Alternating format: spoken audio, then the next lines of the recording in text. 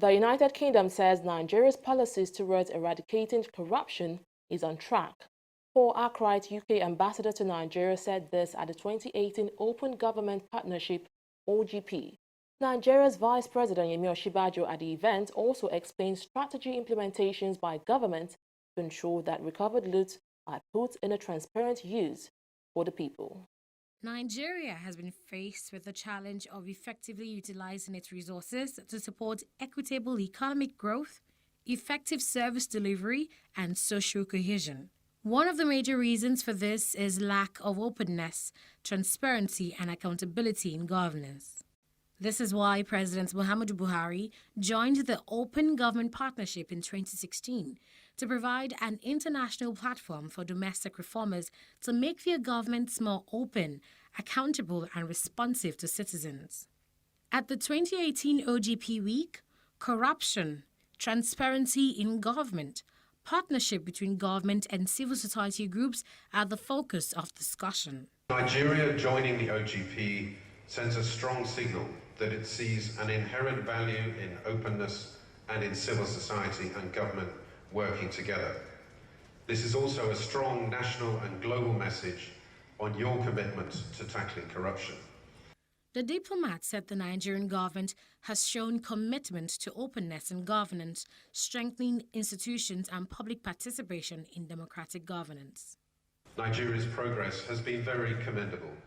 The first OGP self-assessment report indicates that reforms in Nigeria's first National Action Plan are on track. Citizens' engagement in the federal budget process has been strengthened by timely release of budget information and the various consultations with the civil society organizations that were held.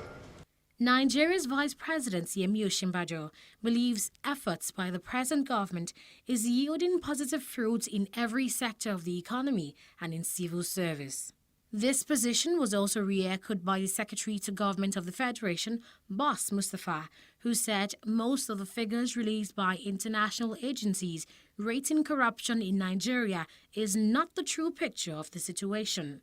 We've also set up a presidential committee on asset recovery and develop procedures and guidance to ensure that all recovered funds are paid into the single central bank asset recovery account for improved transparency and ease of management. The federal government's agreement with the Swiss government on the return of looted funds traced to the former head of state, Sani Abacha, led to the remittance of $322 million in December 2017. This historic agreement also includes CSO monitoring of the utilization of the returned asset. I must acknowledge the role played by the African Network for Environment and Economic Justice in the negotiation of this agreement and leading of other CSOs in monitoring the utilization of the fund. Since 2017, our annual national budgets have included a line item on revenue generated from asset recoveries. All funds forfeited to the federal government are being included in our yearly budget proposals for appropriation by the National Assembly.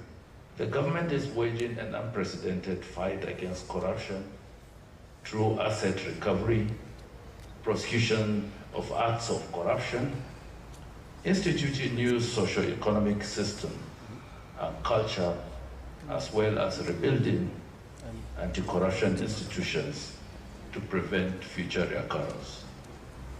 This administration has introduced policies and legislation that will help achieve goals set out in our OGP commitments. The Attorney General of the country, Abubakar Malami, praised the media and civil society groups for keeping government on its toes always and solicited for more partnership in the future. You have constructively provided government with lens and feedback mechanisms that have enabled us to see and reflect as well as implement the priority policies of citizens in a more responsive and inclusive manner.